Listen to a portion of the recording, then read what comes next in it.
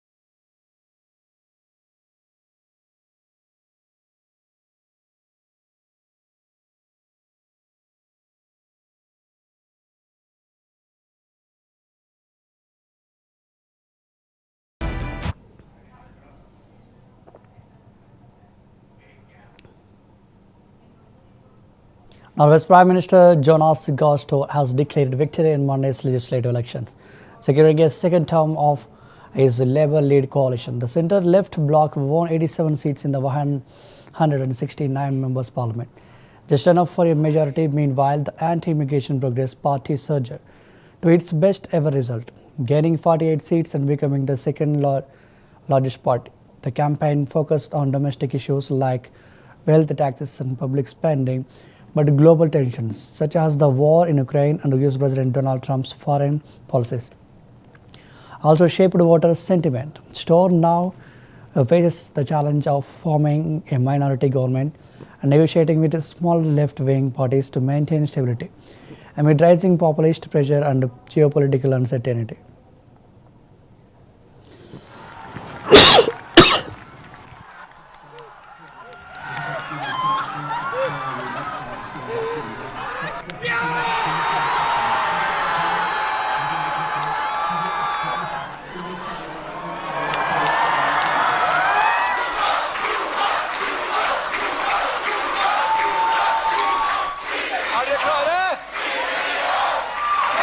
Vi visste at det kom til å bli tøft, og det ble tøft.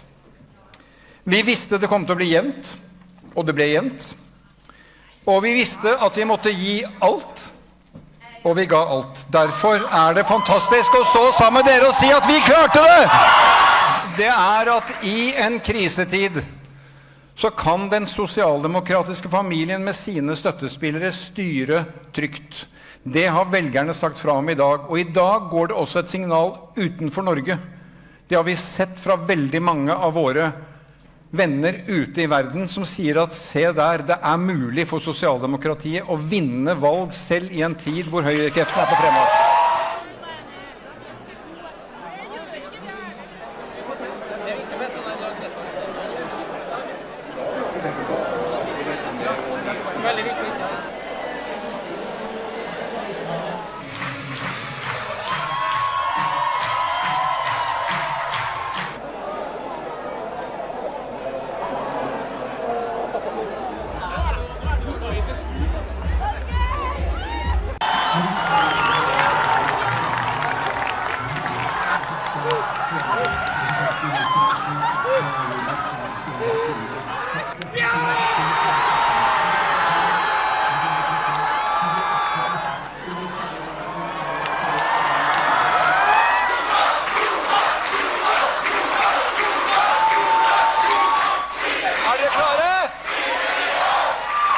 Vi visste at det kom til å bli tøft, og det ble tøft.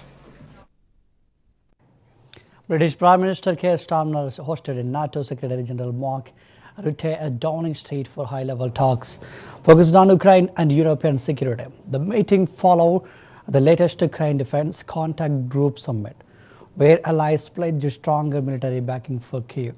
Germany announced a new deep strike initiative to supply Ukraine with several thousand long-range drones, aiming to bolster its defense against Russia's ongoing invasion.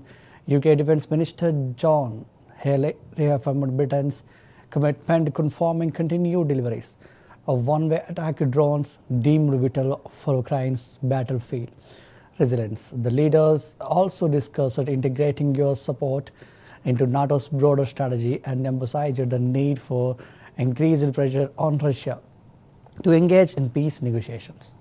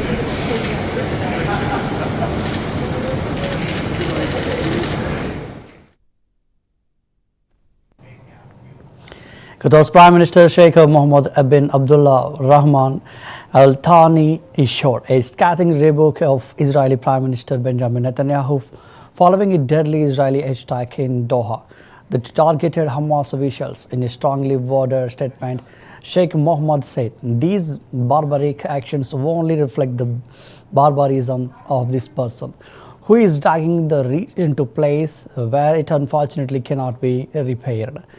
The remarks came amid a mounting regional outrage over the attack, which killed several Hamas members and a Qatari security officer. Qatar has vowed to the pursue legal action and rally international support, accusing Israel of undermining peace efforts and violating diplomatic norms. The incident has further strained efforts to broker a ceasefire in Gaza.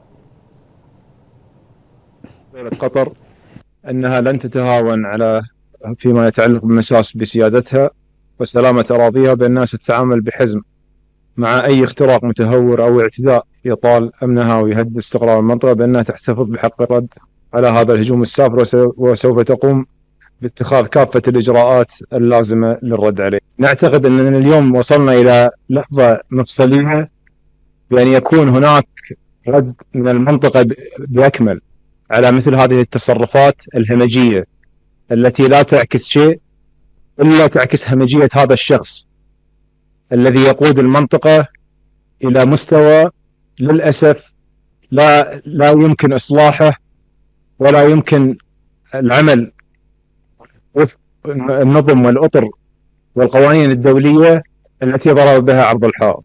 I'm sorry if you are talking specifically about the talks on Gaza. Qatar has spared no effort in order to stop this war and will do whatever it can to stop this war, to stop this hostility on Gaza. Now, when it comes to the current talks, I don't think there is something valid right now.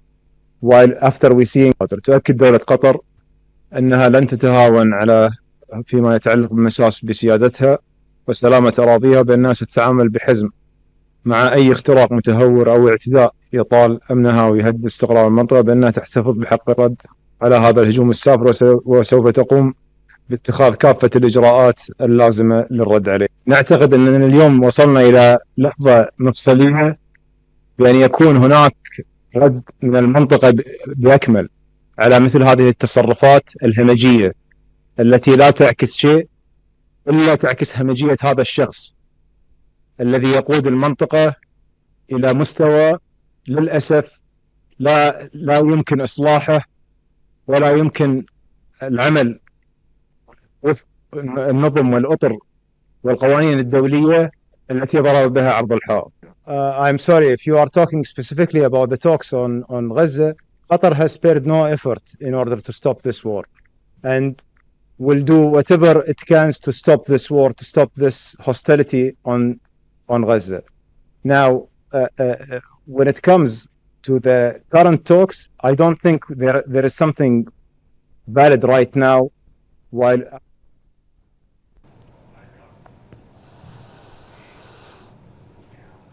Sirens echoed across Jerusalem and parts of the southern West Bank as the Israeli military intercepted a missile launched from Yemen on the evening of September 3, 2025. The projectile fired by Houthi rebels was the second intercepted the day following an earlier launch carrying a just cluster bomb warhead. No injuries were reported in either incident, though the alerts caused widespread concern among residents. The missile strikes come amid escalating tensions following Israeli strikes that killed senior Houthi officials, including their prime minister. The Houthis have intensified attacks on Israel and maritime traffic and the Red Sea since late 2023, prompting ongoing Israeli retaliatory operations.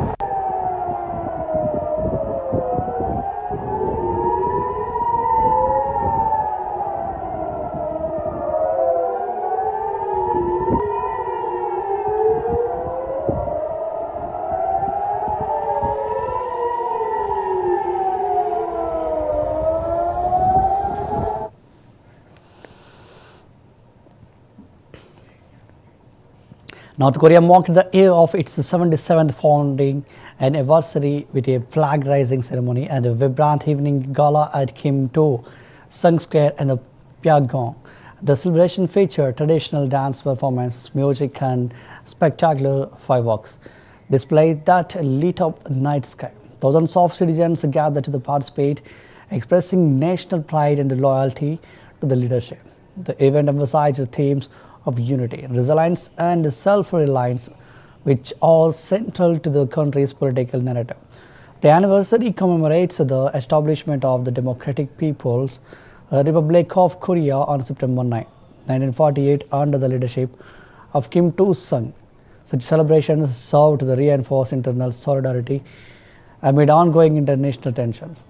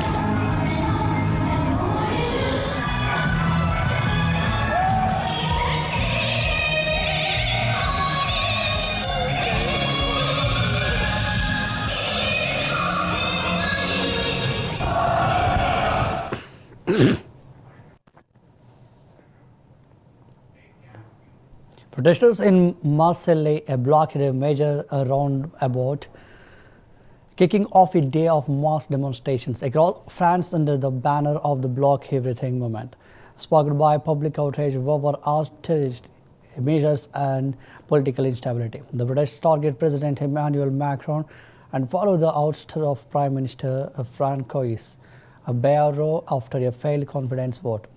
Tens of thousands are expected to join nationwide strikes and blockades, disrupting transport, education, and public services. The grassroots campaign, fueled by social media, reflects growing frustration with economic cuts and a perceived government disconnect. Authorities are on high alert amid fear of sabotage and unrest as France enters yet another chapter of political turmoil.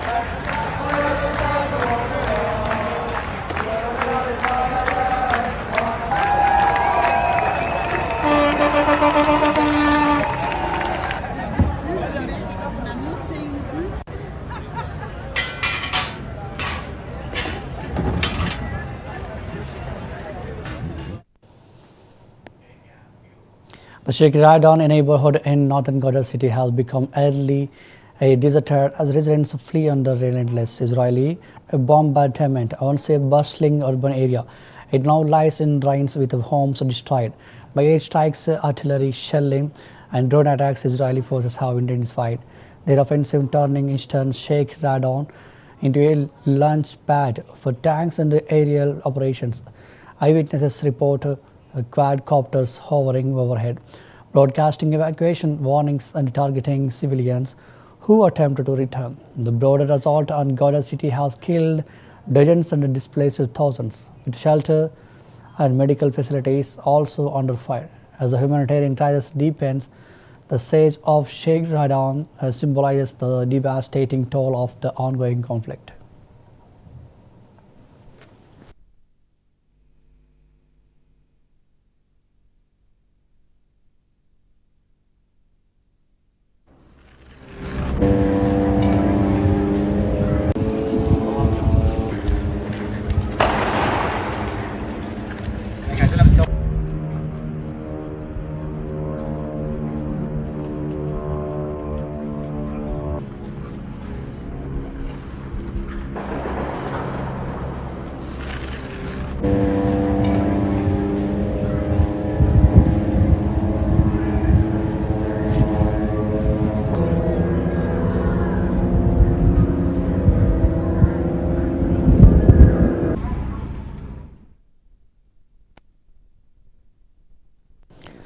France's new Prime Minister Sébastien Lecornu departed and the Ministry of Armed Forces for the Élysée Palace following his appointment by President Emmanuel Macron.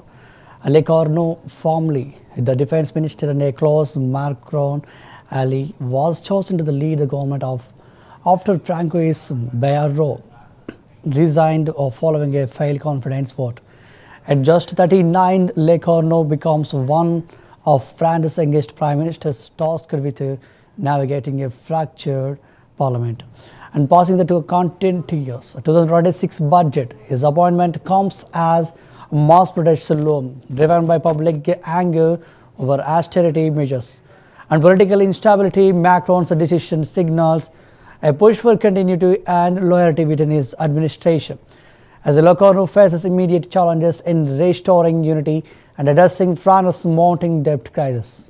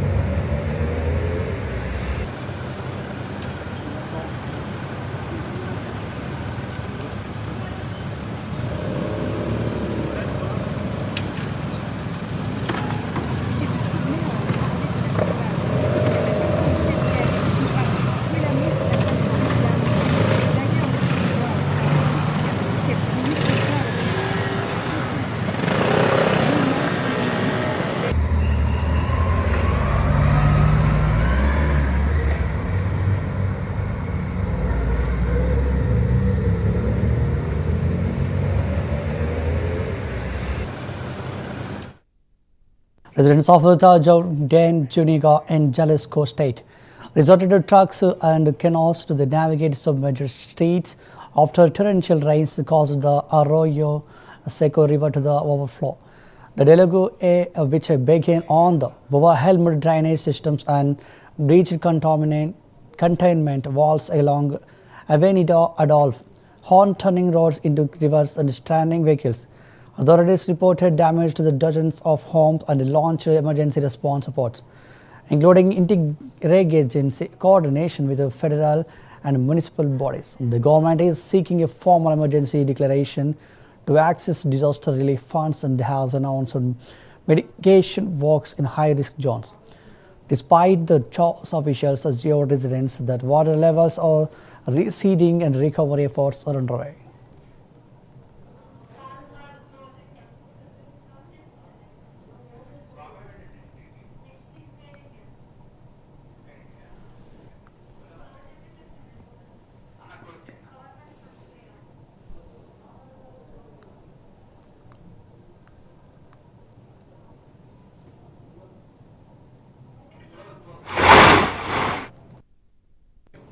That's the wrap up of the world news. Keep watching CVR English News.